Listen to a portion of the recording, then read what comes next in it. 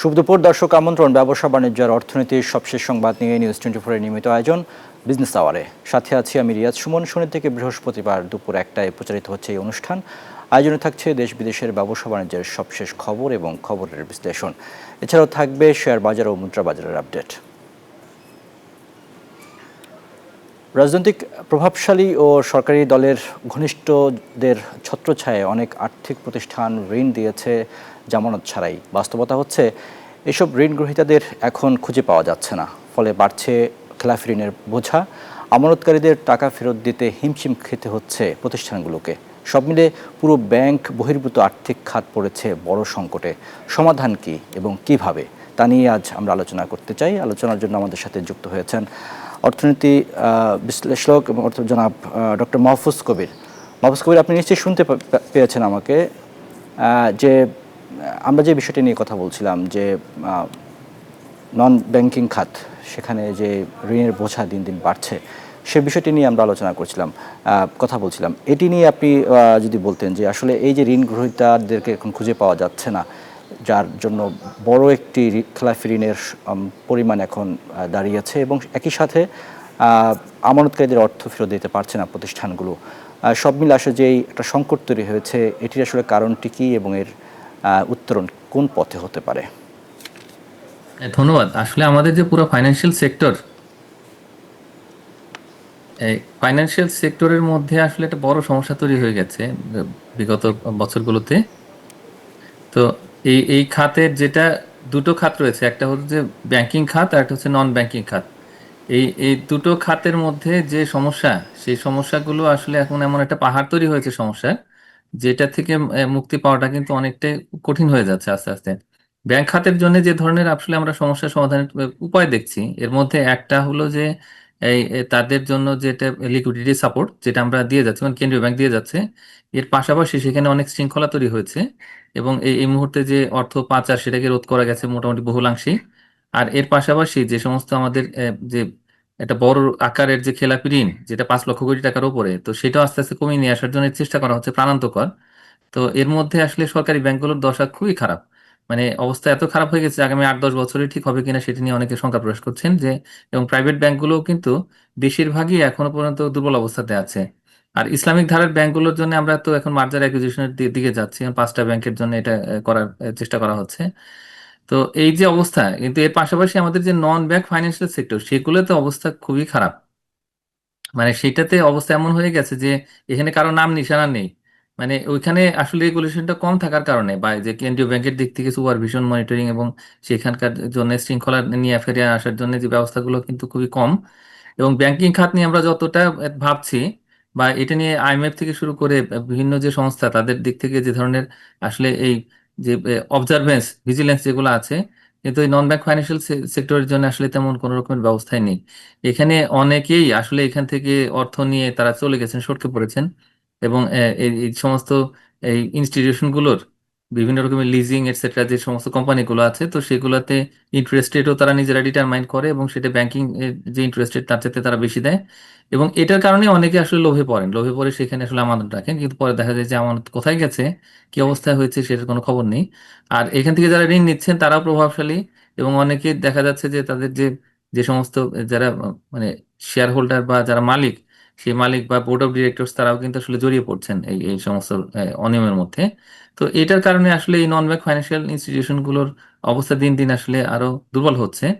এবং এই যে অন্তর্বর্তী সরকার দায়িত্ব নেওয়ার পরে আমরা একটু আশা করেছিলাম যে এটা একটু ঘুরে দাঁড়াবে, আবার এখানে একটা শৃঙ্খলা ফিরে আসবে, কিন্তু অনেক জায়গাতে আসলে ব্যালেন্স শিট পাওয়া যায় না, অ্যানুয়াল রিপোর্ট পাওয়া যায় না, ফাইন্যান্সিং কন্ডিশন কিরকম সেটাও জানা যায় না, এবং জি, অনেক তথ্যই কিন্তু গোপন থাকে। ডক্টর মাহফুজ, আমরা একটু আগারগাঁয়ে যেতে চাই। সেখানে কথা বলছেন বাণিজ্য উপদেষ্টা। আমরা আলোচনা আবারও ফিরবো কিছুক্ষণের মধ্যে। একটু সেখান থেকে কথা শুনে আসি বাণিজ্য উপদেষ্টার। দর্শক, রাজধানীর আগারগাঁওয়ে চলছে বিশ্ব পর্যটন দিবস উপলক্ষে টেকসই উন্নয়নে পর্যটন শীর্ষক আলোচনা সভা সহ বিভিন্ন কর্মসূচি। সরাসরি যুক্ত হব সেখানে। বিমান, হোটেল ওনার্স অ্যাসোসিয়েশনস, সাইকেল চালালাম, অনেক সুন্দর সুন্দর খাবার খেলাম। It was indeed a very pleasing experience. আমি জাস্ট ভাবছিলাম এখানে বসে, আসলে আমাদের যে ট্যুরিজম অ্যান্ড সাস্টেইনেবল ট্রান্সফরমেশনস, আমরা যে কাজগুলো করছি, উদ্দেশ্য কি? আমার কাছে মনে হয় উদ্দেশ্য ইজ ভেরি সিম্পল। চলো ঘুরতে যাই। How to make it easy? এই চলো ঘুরতে যাই আমাদের পারিবারিক পরিবেশ, আমাদের নিরাপত্তা, একটা জায়গায় ইনভাইটিং একটা পরিবেশে তৈরি করা, যেখানে আমরা আমার এখনো মনে আছে যে আমরা যখন ছোট ছিলাম, বারোভূয়ার সোনারগাঁ বলেন অথবা বোটানিক্যাল গার্ডেন হোক, এমনকি বলদা গার্ডেন হোক, আমরা একসময় ওয়ারিতে থাকতাম, পাশেই বলদা গার্ডেন, ওখানেও ঘুরতে যেতাম। জাদুঘর হোক বা আসান মঞ্জিল হোক, সো সক্ষমতা, স্বাচ্ছন্দ্য, নিরাপত্তা, উপাদেয় খাদ্য, পরিচ্ছন্নতা এবং একটা পারিবারিক পরিবেশ। হয়তো সাথে করে দুটো বই নিয়ে যেতাম, ওই ঘুরতে যাওয়ার মধ্যে একটা বই হয়তো পড়তে পারতাম বা আধাটা পড়তে পারতাম, আর একটা সাথে করে নিয়ে আসতাম। This was nice. Today what do we do? The way, মানে আমাদের পারিবারিক পরিবেশ যেভাবে ট্রান্সফর্ম করেছে সামাজিক গণমাধ্যম, সোশ্যাল মিডিয়া অথবা টেলিফিল্ম সিরিজ অথবা বড়জোর ফুড পান্ডার খাবারের অর্ডার দেওয়া, এইভাবে আমাদের জীবনটা ট্রান্সফর্ম হয়েছে। আমাদের জীবনের আমাদের যে পারিবারিক শান্তি আমরা চাই এবং যে আনন্দ আমরা চাই, যে একত্রে মিলে ঘুরতে যাওয়া, একত্রে মিলে আনন্দ করা, পারিবারিক পরিবেশে বন্ধু বান্ধব সবাই সহ সুন্দরবনে ঘুরতে গেলাম, এই আনন্দকে সহায়ক এবং উপযোগী করার জন্য আমরা কি করতে পারি? এটা একটা সামগ্রিকতার মধ্যে দিয়ে আসবে। এই সামগ্রিকতা তৈরি করাটাই হচ্ছে রাষ্ট্র এবং পরিবার প্রধানের কাজ। সো আমার মনে হয় যে আমরা যদি ওই দায়বোধ থেকে আমাদের কার্যক্রমগুলো গ্রহণ করি, আপনারা জানেন যে পর্যটন মন্ত্রণালয় একটি কোড অফ কন্ডাক্ট তৈরি করেছে দায়বোধ তৈরি করার জন্য, যে যারা ভ্রমণকারী এবং ভ্রমণের সেবা দানকারী উভয়কেই একটি নির্দিষ্ট দায় দেওয়া হয়েছে, তার অধিকার এবং তার দায়কে নির্দিষ্ট করা হয়েছে। আমার ধারণা এটার জন্য মন্ত্রণালয়ের সংশ্লিষ্ট সকলে একটা তালি পাওয়ার যোগ্য। So I would like to give them a big round of applause. Sorry, Excellencies, I am speaking in my native language because most of the audiences here are, but I'm sure you can use a translator. So, আমি সহজ, সুন্দর, নিরাময়, নিরাপদ যে আমরা অর্থনৈতিক সম্ভাবনার কথা শুনেছি। আমার কাছে মনে হয় যে অর্থনৈতিক সম্ভাবনা একটা কোলাটারাল বেনিফিট, এটা মূল লক্ষ্য হওয়া উচিত না। সবকিছুকেই বাণিজ্যিকরণ করতে হবে, সবকিছুকে অর্থনীতির মানদণ্ডে চিন্তা করতে হবে, এটা এক ধরনের সংকীর্ণতা। আমি এই সংকীর্ণতাতে বিশ্বাস করি না। আমি মনে করি নির্মলতা, আমি মনে করি নিরাপত্তা, আমি মনে করি পারিবারিক আনন্দ, এটা সবকিছুকে মনিটাইজ করতে হবে, সবকিছুকে অর্থনীতিকরণ করতে হবে, নট নেসেসারি। দর্শক, আমরা বাণিজ্য উপদেষ্টার কথা শুনছিলাম। তিনি একই সাথে পর্যটন মন্ত্রণালয়ের দায়িত্ব পালন করছেন। আজকে পর্যটন দিবস, এই অনুষ্ঠানে তিনি কথা বলছিলেন। আমরা আলোচনায় ছিলাম যে বিষয়টি নিয়ে, যে জনাব মাহফুজ কবির, আপনার সাথে আমরা আলোচনায় ছিলাম। মাহফুজ কবির, একটা বিষয় যদি আপনি বলতেন, এই যে এখন এই যে ঋণ গ্রহীতাদেরকে খুঁজে পাওয়া যাচ্ছে না, সেক্ষেত্রে তো আপনার প্রতিষ্ঠানগুলো এখন ক্ষতিগ্রস্ত হচ্ছে, তারা আমানতকারীদের আমানত ফেরত দিতে পারছে না। এই সংকটটিকে আপনি কিভাবে দেখছেন? না, এটা একটা ভয়ঙ্কর সংকট। আমি মনে করি যে এই যে যাদেরকে খুঁজে পাওয়া যাচ্ছে না, তারা তো ছিলেন এক সময়, হ্যাঁ। তো এবং তারা আসলে কোথায় গেলেন? হ্যাঁ, মানে কিছু কিছু ক্ষেত্রে এটা এরকম হয়েছে যে তারা তাদের কারখানা বন্ধ করে দিয়ে আসলে চলে গেছেন এবং অনেকে বিদেশে পালিয়ে গেছেন, অনেকের বিরুদ্ধে মামলা চলছে, এরকম উদাহরণ আছে আমাদের। কিন্তু পাশাপাশি এটাও সত্য যে ওই অনেকে দেশে আছেন, কিন্তু তারা আসলে এমন অবস্থাতে আছেন যে তাদেরকে আসলে মানে তারা আছেন ঠিকই, কিন্তু তারা আসলে ওইটা ফেরত দিচ্ছেন না, এবং এই কারণে দেখা যাচ্ছে যে তারা আসলে এই ঠিক জায়গাতে থাকছেন না। এই এই যে সমস্যা, এই সমস্যাটা কিন্তু আসলে এই যে এখন যারা আমানতকারী, তো তাদের উপর একটা চরম চাপ তৈরি করছে। তার কারণ এই যারা ঋণ নিয়েছেন তাদের ওখান থেকে লাভ করে কিন্তু এই প্রতিষ্ঠানগুলো এই আমানতকারীদেরকে অর্থ ফেরত দেবে। তো এখন যেটা দাঁড়িয়েছে সেটা হলো যে অনেকগুলো ব্যাংক এবং বিভিন্ন নন ব্যাংক ফাইন্যান্সিয়াল ইনস্টিটিউশন প্রত্যেকটা জায়গাতে কিন্তু এখন এই যে যে এফডিআর গুলো ম্যাচিউর হয়ে গেছে, এবং এই এফডিআর গুলো কিন্তু একই রকম, মানে ব্যাংকেও যেরকম এই নন ব্যাংক ফাইন্যান্সিয়াল ইনস্টিটিউশনে একই রকম, কত ইন্টারেস্ট রেটে একটু হেরফের আছে। তো এখন এই তারা কিন্তু লিঙ্গার করছেন, কিন্তু সমস্যা হচ্ছে কি যে এফডিআর যখন ম্যাচিউর হয়ে গেছে সেটা তাদের অ্যাকাউন্টে চলে গেছে, কিন্তু অ্যাকাউন্ট থেকে তো আর আসলে ওই কাগজে কলমে টাকাটা আছে, কিন্তু আসলে তাদের সেভিংস অ্যাকাউন্টে সেই টাকাটা তো আসলে সেভাবে নেই।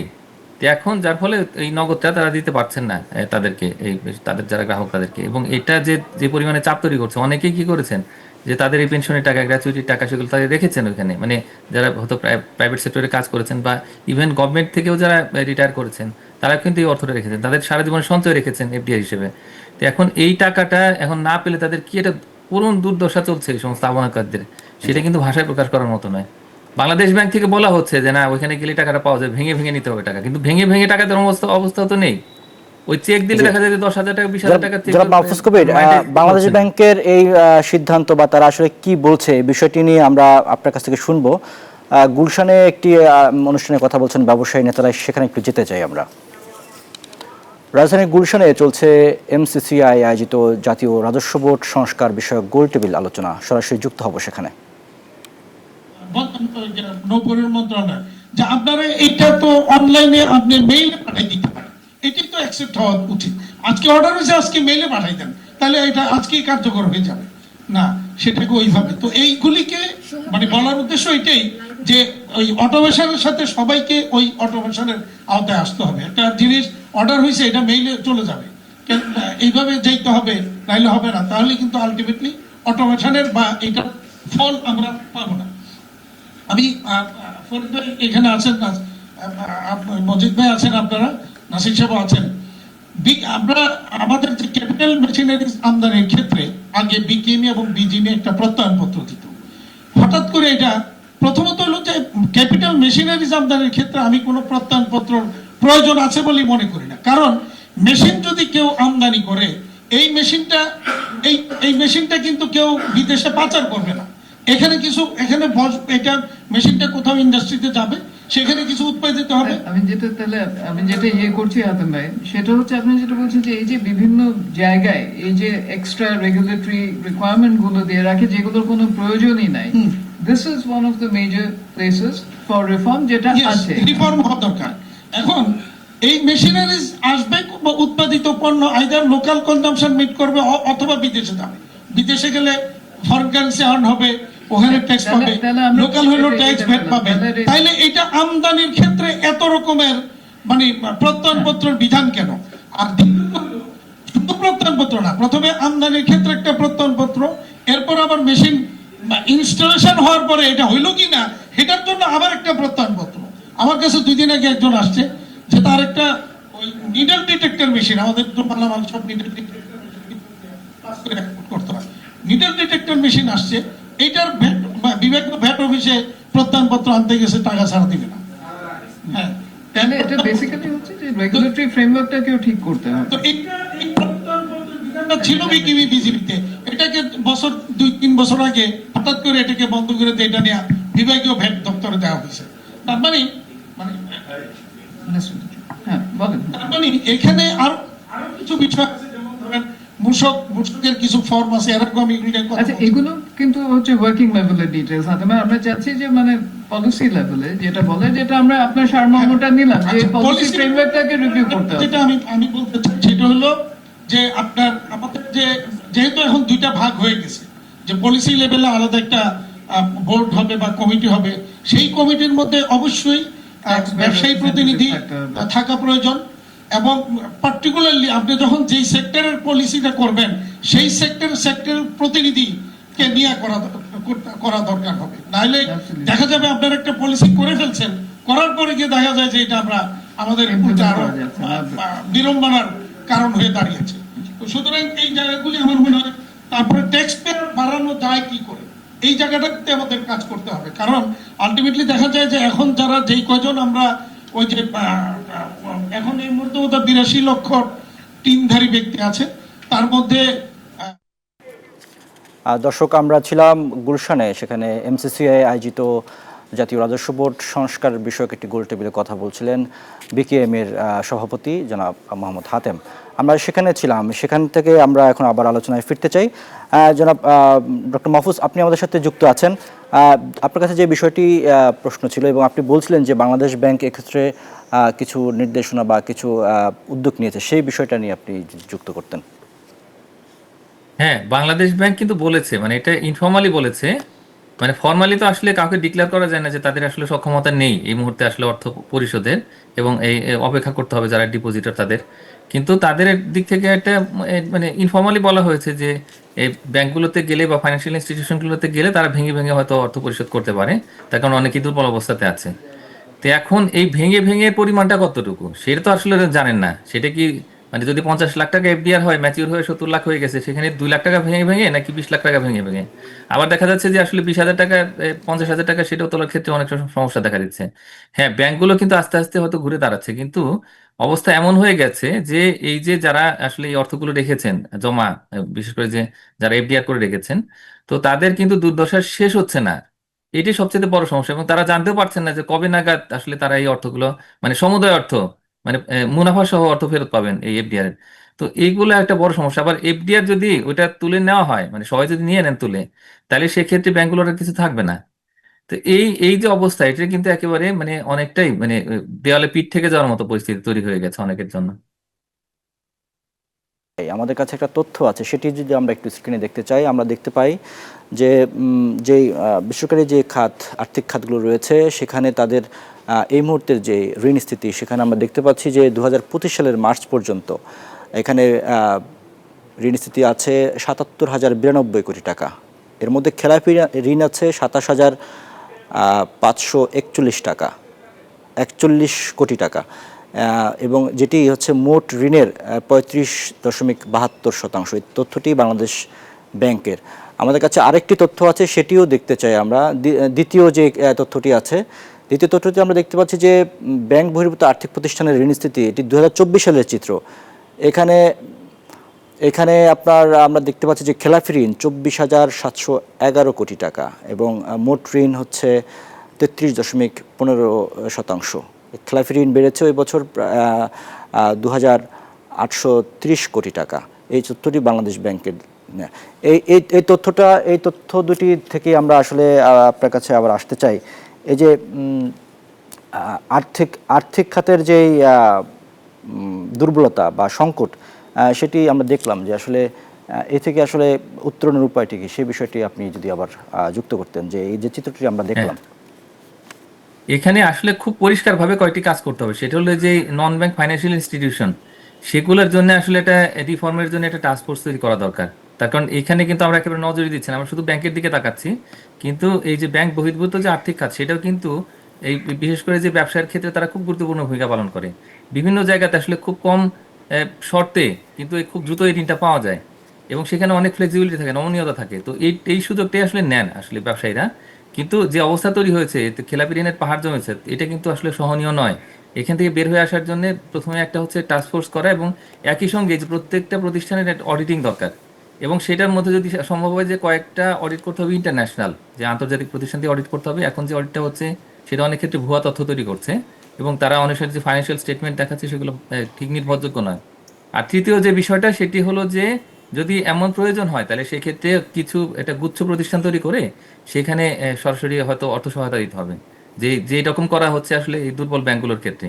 এটা যদি করা হয় তাহলে সেক্ষেত্রে কিন্তু কিছুটা নির্ভরযোগ্যতা বাড়বে। তখন কিন্তু যারা বেশি দুর্বল হয়ে পড়েছেন তারা আস্তে আস্তে তখন কিন্তু নিজেদের পায়ে দাঁড়াতে পারবে, এবং এই যারা আমানতকারী তাদের ঋণ শোধ করতে পারবে। আর চতুর্থ যে ব্যবস্থা, সেটা হলো যে কয়েকজন যদি যারা ইচ্ছা করে খেলাপি হয়েছেন, তো তাদের বিরুদ্ধে আইনগত একটা দৃষ্টান্তমূলক শাস্তি ব্যবস্থা করতে হবে।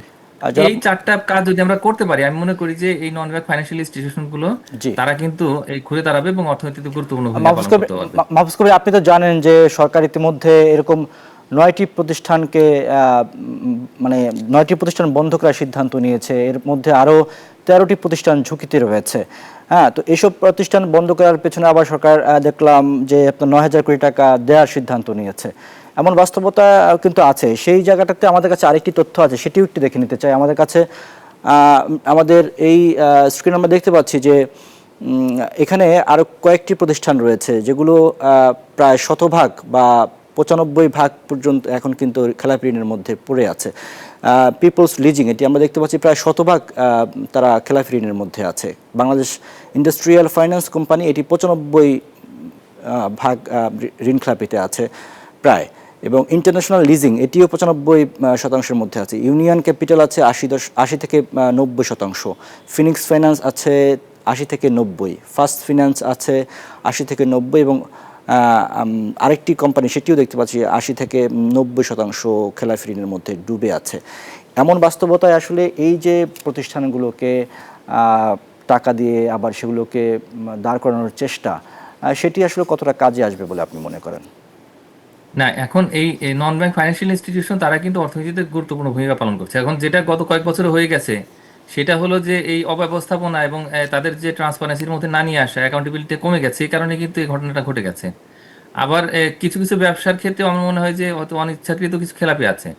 সব মিলিয়ে তো আমাদেরকে পুরো জিনিসটাকে বিবেচনা করতে হবে। যে বন্ধ করে দেওয়াটা কিন্তু ভালো কোনো সলিউশন নয়, বরং এটার মধ্যে ট্রান্সপারেন্সি নিয়ে আসা, এটা অ্যাকাউন্টেবিলিটি ইনশিওর করা এবং একই সঙ্গে যে তাদের এই অডিটিং এগুলো করা।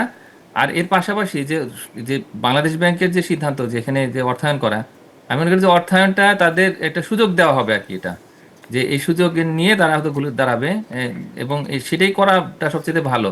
তার কারণ বন্ধ করে দিলে তো দেখা যাবে কি যে আসলে এই ব্যবসায়ীরা এবং একই সঙ্গে মানে যারা ঋণ নিচ্ছেন এবং যারা হলো যে বিশেষ করে আমানতকারীদের কিন্তু বিপাকে পড়ার সম্ভাবনাটাই বেশি।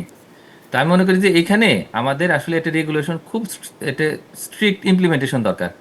এটা খুবই গুরুত্বপূর্ণ। তার কারণ এই আমাদের এমন কোনো উদাহরণ তৈরি করা উচিত নয় যেটা আসলে পরবর্তীতে আরো সুযোগ তৈরি করবে এই যারা আসলে এই যে এখান থেকে খেলাপি হয়ে গেছেন এবং খেলাপি হওয়াটা তাদের অভ্যাসে পরিণত হয়েছে। পিপলস লিজিং এর মতো কোম্পানি, সেটা খুবই একটা স্বনামধন্য প্রতিষ্ঠান ছিল, তো সেই প্রতিষ্ঠানের এই অবস্থা হয়ে গেল কেন? তো সেটাই তো খতিয়ে দেখা দরকার আসলে আমাদের। তো এখন এই প্রায় 100% মানে 80 থেকে 100% মতো যে এরকম খেলাপি, এটা কিন্তু একেবারে সহনীয় নয়। এবং এরকম কিছু উদাহরণ আছে কিন্তু আমাদের এই পাবলিক ব্যাংকগুলোতেও। আবার কিছু কিছু এই যে ইসলামী ধারার যে ব্যাংক, সেখানেও কিন্তু একই অবস্থা তৈরি হয়েছিল, কিন্তু তাদের জন্য স্পেশাল একটা ট্রিটমেন্ট দেওয়া হলো।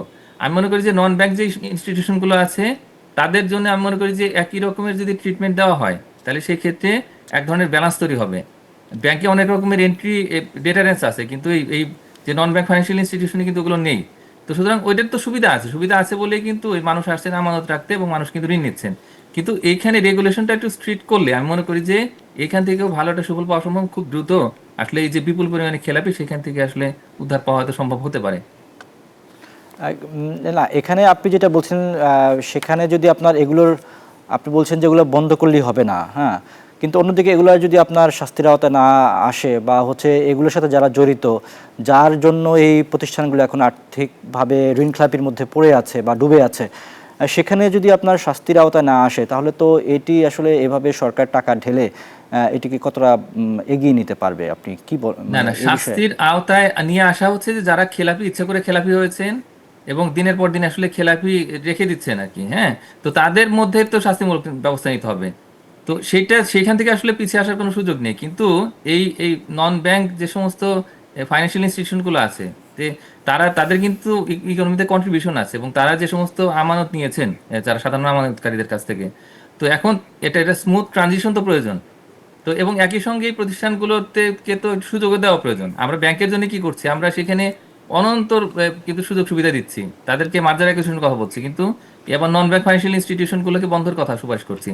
তারা কাজ করছে একই, কিন্তু তাদের জন্য দুই রকমের ব্যবস্থা, এটা তো আসলে হওয়াটা ঠিক নয়। এই কারণে আমার কাছে মনে হয়েছে যে তাদেরকে সুযোগ দিয়ে এবং একই সঙ্গে কমপ্লায়েন্স রেগুলেশন এগুলাকে একটা স্ট্রিক্ট এনফোর্সমেন্ট দরকার। এটা হলে তখন ভবিষ্যতে আর এই ধরনের কোনো সুযোগ হয়তো থাকবে না আমাদের এখানে। এবং ভবিষ্যতে রেজিস্ট্রেশনের ক্ষেত্রে আমাদের খুব কড়াকড়ি করতে হবে, যে কেউ চাইলে যেন আমরা এই ধরনের লিজিং কোম্পানি বা যে যে মানে ব্যাংক বহির্ভূত আর্থিক প্রতিষ্ঠান সেগুলোর জন্য যেন লাইসেন্স না দিয়ে দিই, তো সেগুলো একটু চিন্তা করতে হবে। এবং একই সঙ্গে আসলে আমি মনে করি যে এই খাতের যারা আসলে বিশেষ করে যে আমানতকারী যারা, তাদের আস্তে আস্তে টাকা দেওয়ার ব্যবস্থা করা কিভাবে আসলে দ্রুত করা যায় সেটা একটু মাহফুজ চিন্তা কবির, করতে হবে। ডক্টর মাহফুজ কবির, আপনি যদি বলতেন যে যাদেরকে এই যে আমরা বলছি যে হদিস পাওয়া যাচ্ছে না বা খুঁজে পাওয়া যাচ্ছে না, তাদেরকে খুঁজে পাওয়ার কোনো পথ কি খোলা আছে বা কোনোভাবে কি তাদেরকে আসলে তাদের কাছ থেকে টাকা আদায় করা যায় কিনা? না, খুঁজে পাওয়া যাচ্ছে না, হদিস পাওয়া যাচ্ছে না, এগুলো কিন্তু আজ থেকে 4 দশক আগে যদি বলা হতো তাহলে এটা ঠিক ছিল। কিন্তু এই মুহূর্তে আসলে তথ্য প্রযুক্তি এবং গোয়েন্দা তৎপরতা সেগুলো এতটাই ব্যাপক, সারা পৃথিবী জুড়ে কিন্তু মানুষকে ট্রেস করা যায়। মানুষের হাতে মোবাইল থাকলে কোথায় আছে সেটা জানা যায়, বা অন্য কোনোভাবে কিন্তু তাকে ট্রেস করা সম্ভব। আমি মনে করি যে এখানে ইচ্ছাই যথেষ্ট। এখন দেশ থেকে যদি পালিয়ে গিয়ে থাকে, ইন্টারপোল রয়েছে বা গোয়েন্দা সহযোগিতার মাধ্যমে কিন্তু তাদের তথ্য খুঁজে পাওয়া সম্ভব। আমি মনে করি যে এখানে এই কারণে আমি বলেছিলাম যে একটা টাস্ক ফোর্স তৈরি করা, এবং এখানে বড় বড় যারা খেলাপি রয়েছেন তাদেরকে আসলে খুব দ্রুত এই এই আইন বা শৃঙ্খলা রক্ষাকারী প্রতিষ্ঠানগুলোর মাধ্যমে তাদের তথ্য খুঁজে বের করতে হবে যারা কোথায় আছেন। তারপরে এই যে এখন তো আমরা দেখলাম নাসা গ্রুপের ক্ষেত্রে কি হলো, জেলে বসে বসেই কিন্তু তিনি এই সম্পদ বিক্রির মধ্যে পেয়ে গেছেন।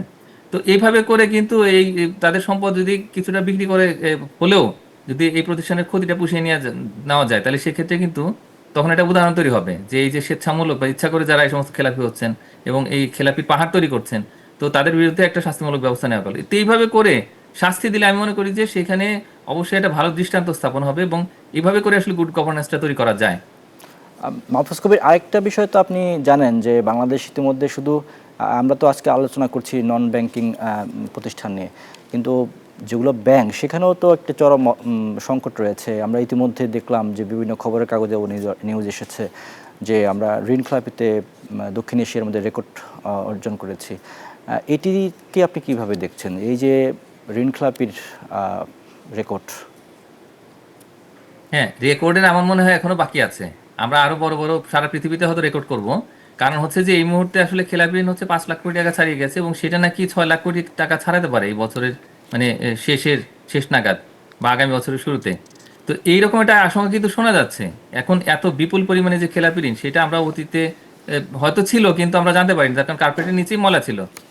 তো এখন এই বাংলাদেশ ব্যাংক শক্ত হয়েছে, তারা ইন্টারন্যাশনাল অডিট করছে বলে জানতে পারছি যে এরকম এত বিপুল পরিমাণে খেলাপি ঋণ।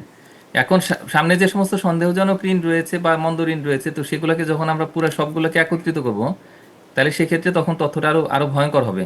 তা আমি মনে করি যে এই যে পরিস্থিতি তৈরি হয়েছে, তো সেগুলা কিন্তু এই একদিনে হয়নি, এবং এর সমাধানও একদিনে হবে না। কিন্তু এখন আমাদেরকে তো খুব দ্রুত কিছু শর্ট টার্মের কিছু সিদ্ধান্ত নিতে হবে এবং সেগুলো বাস্তবায়ন করতে হবে। শুধুমাত্র এই যে দিনের পর দিন তাদেরকে যে অর্থ সাহায্য দিচ্ছি, হ্যাঁ লাগবে তাদের, কিন্তু তার একটা টাইমলাইন তৈরি করা দরকার। এই যে মার্জার অ্যাকুইজিশন, সেটার বিষয়ে খুব দ্রুত আমাদের সিদ্ধান্তে আসতে হবে। তো এটা হলে তখন কিন্তু আসলে আবার গতি পাবে এই পুরো ব্যাংকিং খাত। এই সব মিলিয়ে আর্থিক খাত দুর্বল থাকলে অর্থনীতিও দুর্বল হয়, এবং এটার কারণে সুদের হার কমানো যাচ্ছে না এবং বিনিয়োগ হচ্ছে না, অর্থনীতি স্থবির হয়ে যাচ্ছে, কর্মসংস্থান কমে যাচ্ছে। তো এই সব মিলে যে পরিস্থিতি, সেটা কিন্তু একেবারে প্রত্যাশিত নয়। অর্থনীতিতে গতি নিয়ে আসতে হলে ব্যাংক খাতে এবং নন ব্যাংক ফাইন্যান্সিয়াল ইনস্টিটিউশন সেগুলোতে খেলাপি ঋণের পরিমাণ কমাতে হবে, গতিশীলতা বাড়াতে ডক্টর হবে। মাহফুজ কবির, আপনার কাছে শেষ আরেকটি প্রশ্ন রাখতে চাই। আমরা আলোচনার শেষের দিকে চলে এসেছি। আপনি যদি আরেকটা বিষয় আমাদেরকে অবহিত করতেন যে সরকার যে ব্যাংক খাতের সংস্কার নিয়ে কাজ করছে অন্তর্বর্তী সরকার, সেখানে আসলে আমরা এখন পর্যন্ত কি পরিবর্তন আনতে পেরেছি এবং আরও পরিবর্তনের সুযোগ আছে কিনা, এই বিষয়ে যদি আপনি একটু যুক্ত করতেন। হ্যাঁ, অবশ্যই পরিবর্তনের সুযোগ রয়েছে। আমরা টাস্ক ফোর্স যেটা করেছি সেটা তো কাজ করছে, কিন্তু বাংলাদেশ ব্যাংকের যে নিজের উদ্যোগ, সেটার মাধ্যমে কিন্তু অনেক শৃঙ্খলা ফিরে এসছে এই ব্যাংকগুলোতে। এখন অনেক ট্রান্সপারেন্সি আছে, অর্থ পাচার ঠেকানো গেছে, এবং এই যে সমস্ত ভুয়া সমস্ত ঋণগুলো আছে, যে কেউ চাইলেই ফোন করে ঋণ পেতে পারতো, হাজার হাজার কোটি টাকা ঋণ নিয়ে যেত এবং তার কোনো হদিস থাকতো না, সেগুলো কিন্তু বন্ধ হয়েছে, এখন মোটামুটি বহুলাংশে বন্ধ হয়েছে। তো এখন আমি মনে করি যে সংস্কার যতটুকু হয়েছে ততটুকু এখন এটাকে চালিয়ে নিয়ে যাওয়াটা খুব ইম্পর্টেন্ট। এবং আমাদের যে টাইমলাইনটা ছিল যে 2027-এর মধ্যে আসলে পুরো ব্যাংক খাতের রিভাইভাল, ওই টাইমলাইনের মধ্যে স্ট্রিক্ট থাকতে হবে। এখন মাত্র 1 বছর আছে আমাদের হাতে সময়, এবং আসলে কাজের কোনো শেষ নেই। আমি মনে করি যে এখন সবচেয়ে বড় কাজটা হচ্ছে যে অল্প কিছু ব্যাংকের হয়তো ওই যে বোর্ড ভেঙে দেওয়া হয়েছে, কিন্তু বাকি ব্যাংকগুলোতে কিন্তু ওই কম্প্রিহেন্সিভ একটা অ্যাসেসমেন্ট হয়নি, এবং ওইখানে কারা কারা কি অন্যায় করেছেন এবং তার কারণে যে এত খেলাপি হয়েছে, ব্যাংক খাতে অনিয়ম হয়েছে, সবাইকে শাস্তির আওতায় এখনো নিয়ে আসা সম্ভব হয়নি। এই কাজগুলো এখনো বাকি আছে, এবং বাকি থাকা কাজের সংখ্যাই বেশি। তো সেগুলো এখন করতে হবে, করে আসলে সবার আস্থা ফেরাতে হবে আর্থিক খাতে। এখন তো মানুষ আস্থার সংকটে ভুগছেন এই খাত নিয়ে। তো তো এখন এই আস্থা না থাকলে বিনিয়োগও বাড়বে না আসলে, এবং অর্থনীতিতে গতি আসবে না। জি, অসংখ্য ধন্যবাদ ডক্টর মাহফুজ কবির আমাদের সাথে যুক্ত হওয়ার জন্য। দর্শক, আমাদের সাথে এতক্ষণ যুক্ত ছিলেন ডক্টর মাহফুজ কবির আজকের আলোচনায়। আপনাকে আবারও ধন্যবাদ জানাচ্ছি। দর্শক, বিজনেস আওয়ারের সময় হলো একটি বিরতির, ফিরব কিছুক্ষণের মধ্যেই, আমাদের সাথেই থাকুন।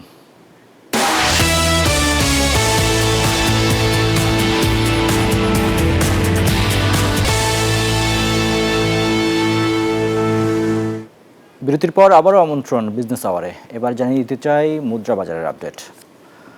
মুদ্রা বাজারের আপডেটে আমরা দেখতে পাচ্ছি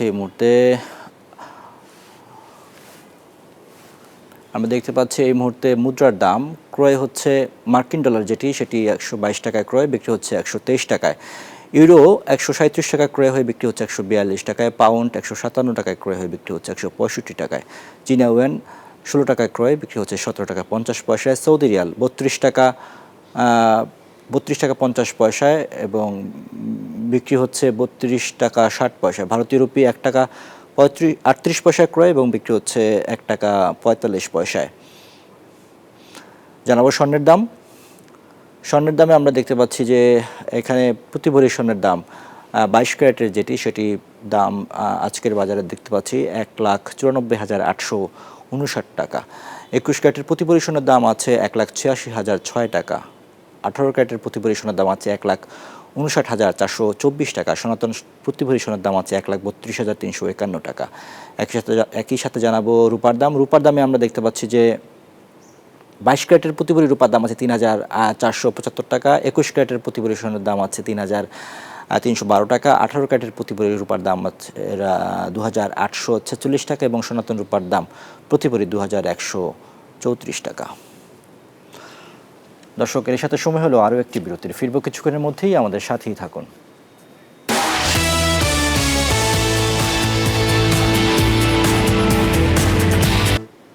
বিরতির পর আবারও আমন্ত্রণ বিজনেস আওয়ারে। দর্শক, এবারে জানাবো জনপদের শিল্প বাণিজ্যের খবর।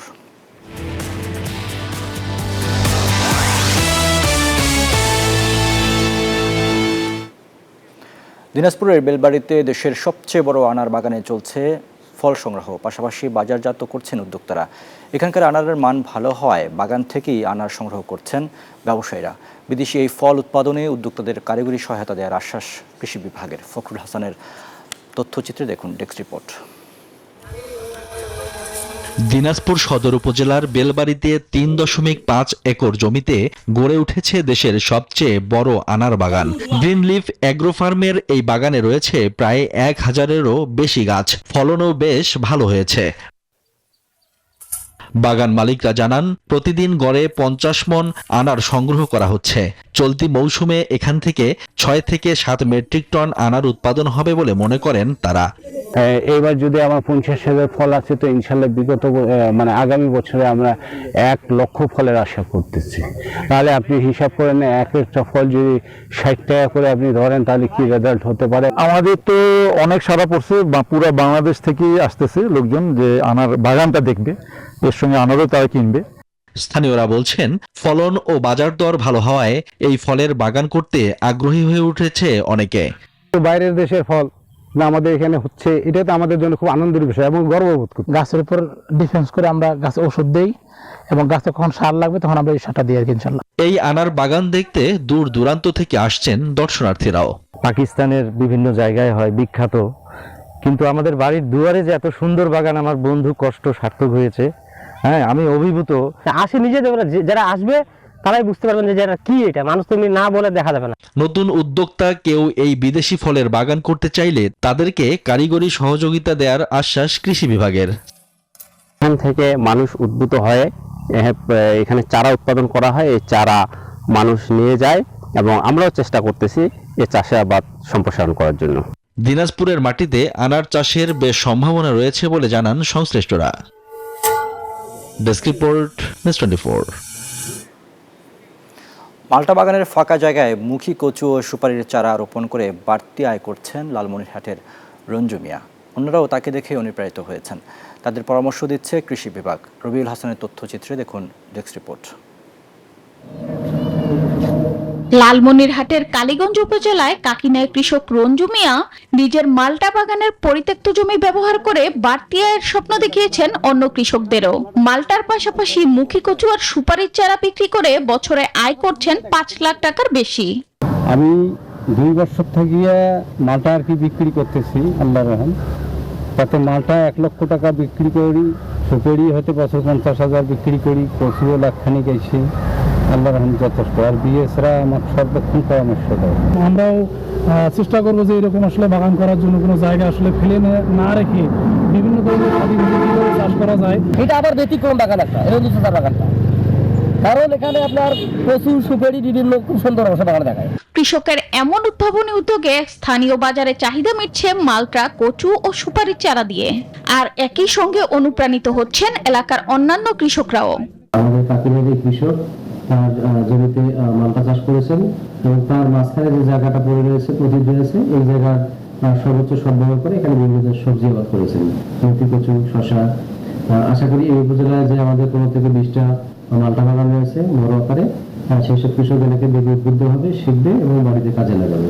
জেলা কৃষি সম্প্রসারণ অধিদপ্তর বলছে লালমনিরহাটে প্রায় 2000 মাল্টা বাগান রয়েছে। এর মধ্যে 5 শতাধিক কৃষক সাথী ফসল চাষের জন্য প্রশিক্ষণ নিয়েছেন। মালটা বাগান আমাদের পরামর্শ করার পর আমরা তাছাড়া সাথী ফসল হিসাবে মুখী কচুর আবাদ করতে বলি। তাছাড়া মুখী কচু আবাদ করছে, এর পাশাপাশি আমাদের সুপারির চারা কিছু রোপণ করার পরামর্শ দেওয়া হয়েছে। এই উদ্যোগ এখন গ্রামীণ অর্থনীতির জন্য নতুন দৃষ্টান্ত। একই জমিতে বহুমুখী চাষে বদলে যাবে গ্রামীণ চাষাবাদের চিত্র, এমন আশা সংশ্লিষ্টদের। Desk report, news 24। এবারে বিশ্ব বাণিজ্যের খবর।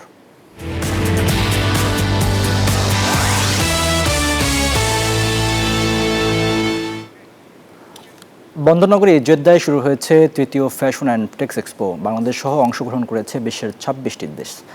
গার্মেন্টস ও টেক্সটাইল শিল্পের সম্ভাবনাময় খাতকে আন্তর্জাতিক অঙ্গনে তুলে ধরতেই এই আয়োজন। আর পোশাক খাতে বাংলাদেশের অপার সম্ভাবনার কথা উল্লেখ করেছেন প্রদর্শনীতে আসা দর্শনার্থীরা।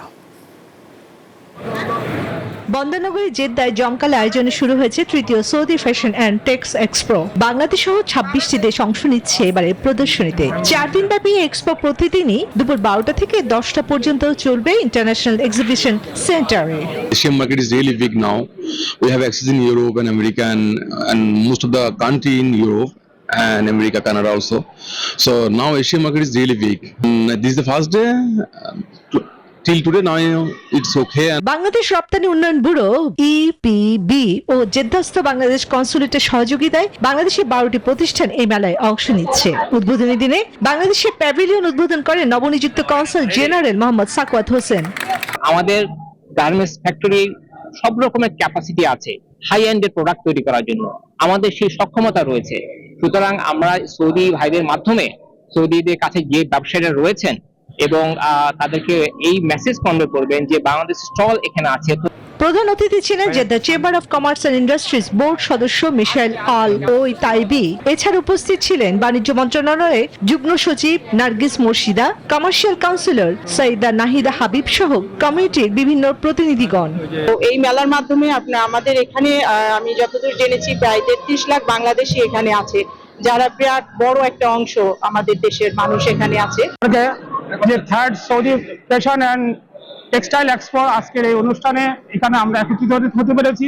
আমাদের শহীদ রাষ্ট্রপতি জিয়া রহমান একটা নিম গাছ রোপণ করে শুরু করেছিলেন, সেখানে আজকে আমরা 40 লক্ষ প্রবাসী যারা এই প্রোগ্রামটাকে সফল করার জন্য আন্তরিকভাবে সহযোগিতা করেছেন। প্রবাসী বাংলাদেশি ব্যবসায়ী যারা আছেন, ইনভেস্টর যারা আছেন, সৌদি যারা আছেন আমাদের কাউন্টার পার্ট এবং আমাদের যারা গণমাধ্যম কর্মী আছেন, ব্যাপক প্রচার করেছেন সৌদি আরবে এবং অন্যান্য স্থানে।